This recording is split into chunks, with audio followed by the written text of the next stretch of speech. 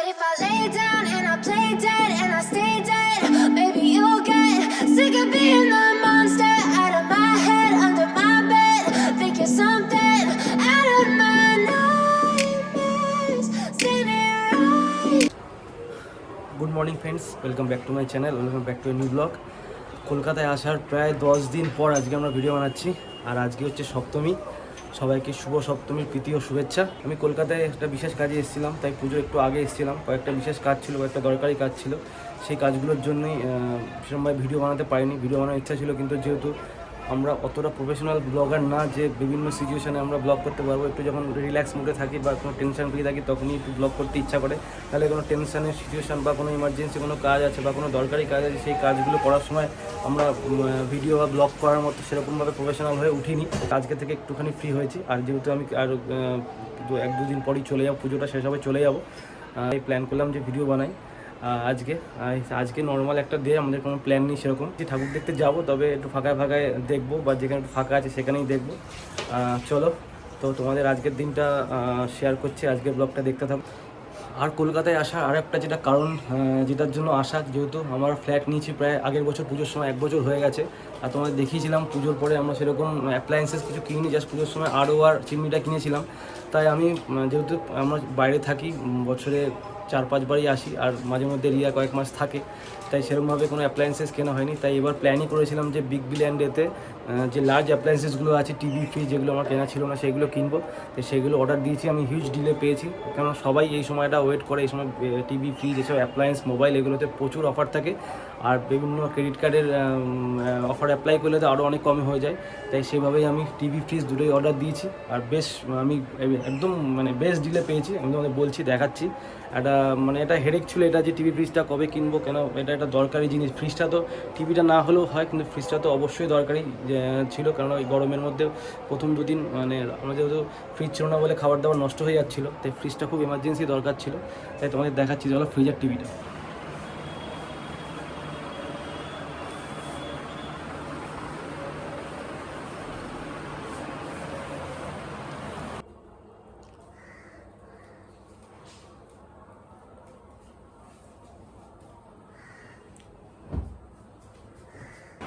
আর আমি অর্ডার দিয়েছি হায়ারের ফ্রিজ।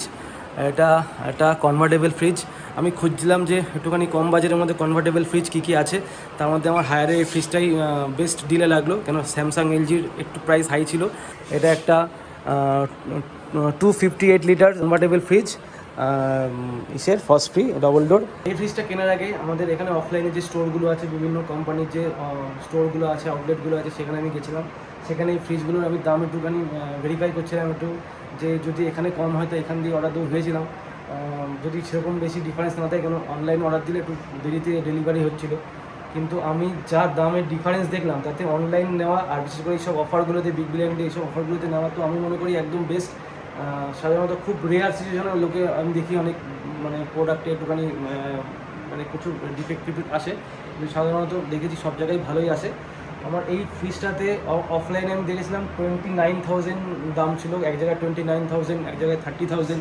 আর স্যামসাং এলজির দাম ছিল 32, 33, সেম এরকম 256 লিটার কনভার্টেবল ফ্রিজ যেগুলো ছিল এলজি। আর ওয়ালপুলের একটু দাম কম ছিল, কিন্তু অনলাইনে আমার এটার দাম পড়লো 22,900 এটার দাম পড়লো। আর প্লাস আমি তারপরে ক্রেডিট কার্ডের অফার লাগিয়ে এটা আমার জাস্ট 20,000 সামথিং পড়েছে।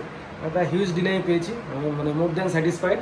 আর এটা খুব ভালো আমার লেগেছে। কালার যেগুলো আছে সেগুলো বেশ আমার এরকম কালারই চাইছিলাম আমি, বেশ ভালো লেগেছে। আর এটা হচ্ছে আমাদের টিভি, এটা হচ্ছে এলজির এইচডি রেডি স্মার্ট টিভি, 32 ইঞ্চি। আর এটা বেশ ভালো ডিলে পেয়েছি আমি অনেকগুলো স্যামসাং, এলজি, সনি এই টিভিগুলোর মধ্যেই চেষ্টা করছিলাম, আমার পছন্দ ছিল এর মধ্যেই কিনবো। কিন্তু এখন দেখলাম এগুলো সব স্মার্ট টিভি, এখন দেখলাম অনেক অ্যান্ড্রয়েড টিভি বেরিয়ে গেছে, যেগুলো নর্মাল এইসব যে পুরোনো যে টিভি ফ্রিজের ব্র্যান্ড, সেই ব্র্যান্ডের মধ্যে ছিল না। সব যে মোবাইলের ব্র্যান্ড, যেমন শাওমি, OnePlus, এগুলো ছিল, ওগুলো রেঞ্জ এরকমই দামের মধ্যে ছিল। কিন্তু যেহেতু অ্যান্ড্রয়েড টিভি আমার সেরকম রিকোয়ারমেন্ট নেই, এখানে সেরকম নেই বলে আমি নিলাম না। তাই আমার এইটা বেশ ভালো ডিলে পেলাম, অনলি 13,000 সামথিং আমি এই ডিলে পেলাম। এটা আমি এই জন্য অর্ডার দিলাম, 13,000ই পেয়েছি, 12,999 এটা এই অফারে পেয়েছি আমি। এটা বেশ ভালো লাগলো আমার।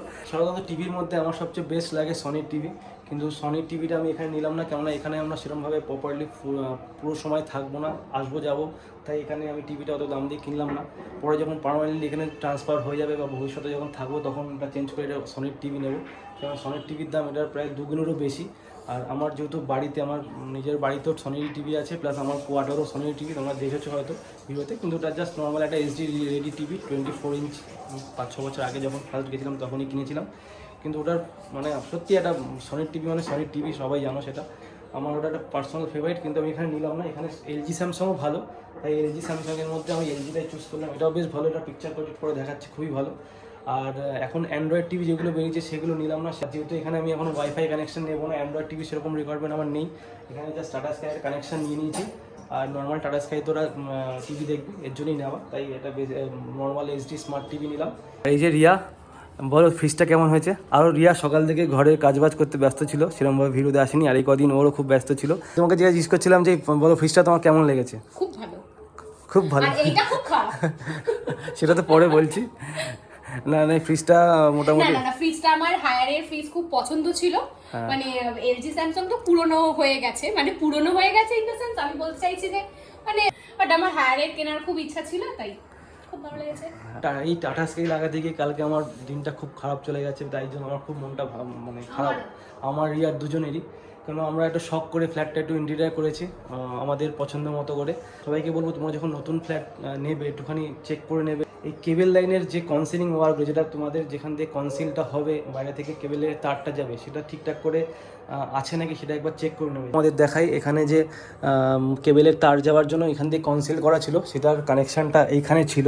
এখান থেকে ভিতর থেকে তার গিয়ে বাইরে থেকে কেবলের তার বেরোনো একটা মানে প্রভিশন করা ছিল, কিন্তু যখন কেবলের তারটা ঢোকার ছিল এখানে, তখন গিয়ে তারটা বাইরে থেকে বেরোলো না, কেন ওখানে গিয়ে জাম হয়ে গেছে। লাস্ট যেখান দিয়ে বেরোবে পুরো তারটা ঢুকে গেছিলো, কিন্তু জাস্ট ওইটুকু জায়গা বেরোলো না বলে আমাকে কালকে আবার এটা বাইরে থেকে তোমরা দেখতেই পাচ্ছ পুরো লুকটাই খারাপ হয়ে গেছে। এখান থেকে তারটা গিয়ে এই জায়গাটাতে গিয়ে সেই তোমার চিমনির যে হোলটা আছে সেখান থেকে তারটা আমাকে বার করতে হয়েছে।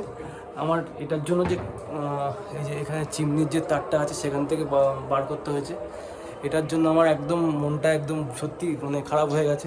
তাই আমার সবাইকে সাজেশন, সবাই যখন কোনো নতুন ফ্ল্যাট নেবে চেক করে নেবে যে এই ওয়ারিং যে কনসিলগুলো থাকে সেগুলো প্রপারলি আছে কি না, প্রপারলি তার বা এইগুলো বেরোচ্ছে কি না সেগুলো একবার চেক করে নেবে, নাহলে এর জন্য অনেক পরে এক্সট্রা খরচাও হবে, এবং ফ্ল্যাটের যদি ইন্টেরিয়ার করে না তাহলে লুকটাও নষ্ট হয়ে যাবে। আর ইচ্ছা আছে ফ্ল্যাটটা আর একটু সাজিয়ে তারপর একটা পুরো ফ্ল্যাটের ভিডিও দেবো, কারণ আমরা যেহেতু রেগুলার থাকি না সেরকমভাবে ফ্ল্যাটটা এখনও প্রপারলি সেট আপ করা হয়নি, অনেক জিনিস নিতে হবে আর অনেক কিছু অ্যারেঞ্জমেন্ট করতে হবে। সেগুলো হওয়ার পরে ভাবছি এটা ফুল আবার ভিডিও বানাবো।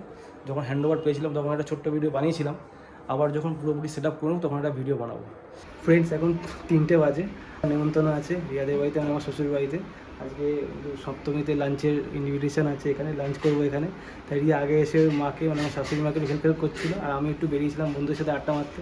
একটু আড্ডা বেরিয়ে আস্তে আস্তে প্রায় 3টে বেজে গেলো, দেরি হয়ে গেলো, তাই একটু লেগে গেছে।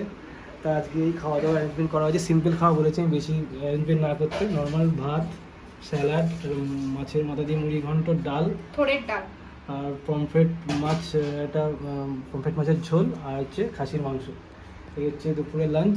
আর আমার শ্বশুর শাশুড়ি এই কমপ্লেন থাকে, আমি যখনই আমাকে নেমন্তন্ন করে আমি এরকম 3টের সময়, 2:30-3টের সময় আসি, খাওয়া দাওয়া করি, তারপর চলে যাই। যেহেতু আমার শ্বশুরবাড়ি একদমই কাছে, এটা একটা মানে কমপ্লেন আমার প্রতি আমার শ্বশুর শাশুড়ি।